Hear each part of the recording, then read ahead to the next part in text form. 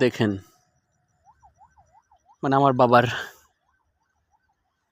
খুব পরিশ্রমের একটি ফসল, যিনি দিনে রাতে পরিশ্রম করে এই ভুট্টা চাষ করতেছে।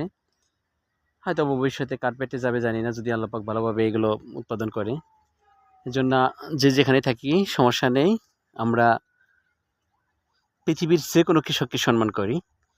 সম্মান করতে হবে এই কারণেই, কারণ তাদের প্রচেষ্টার ফলে হয়তোবা আমরা টাকা দিয়ে বা বিনিময়ে আমরা এগুলো নিচ্ছি, কিন্তু তারপরেও তারা যে পরিশ্রম করছে, রোদ, বৃষ্টি, ঝড়, বিশেষ করে এই তীব্র আবহাওয়া, এই সব কিছু মিলেই তারা সরষে দেখেন, এই যে ভুট্টা, তারপরে আরও আলু-টালু গাছ সব কিছু মিলিয়ে তারা এই করতেছে। সবাইকে আমরা জানি বিভিন্ন ধরনের আলু চাষ করেছে, যাতে ভবিষ্যতে তারা আরেকটু উৎসাহ করে বিভিন্ন ধরনের ফসল উৎপাদন করে। দেখেন, এই যে এখানে রসুন, ডাঁটা, সজ, এদিকে আবার পেঁয়াজ, আবার আলু, ওইদিকে ভুট্টা। তাই আমরা সবাই মিলে অবশ্যই পৃথিবীর যে কোনো কৃষক বা অন্যান্য যারাই বৃত্তি বা পেশাজীবী, সকলকেই সবাই সম্মান করি, যাতে আমরা সবাই সবার কাজে বা পেশায় আরও উৎসাহ পাই এবং উদ্দীপনা নিয়ে সামনের দিকে এগিয়ে যাই।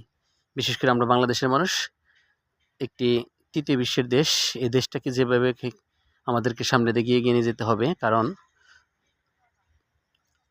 এ দেশের মাটি, এ দেশের বাতাস, অর্থাৎ এই দেশের সব কিছুই আমাদেরকে এত বড় করে তুলেছে। মায়ের পেটে যখন ছিলাম তখনও এই দেশেরই বিভিন্ন ধরনের খাবার বা বিভিন্ন ধরনের উপাদানগুলো আমাদেরকে বড় করে তুলেছে, এখনও তুলছে।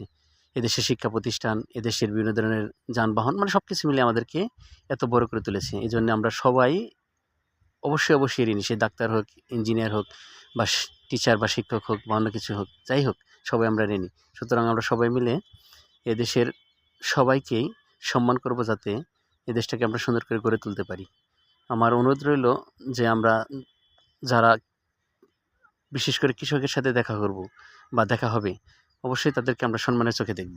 কারণ তারাই আমাদেরকে আল্লাহ পাকের পর বিভিন্নভাবে রিজিকের ব্যবস্থা করে দিচ্ছে।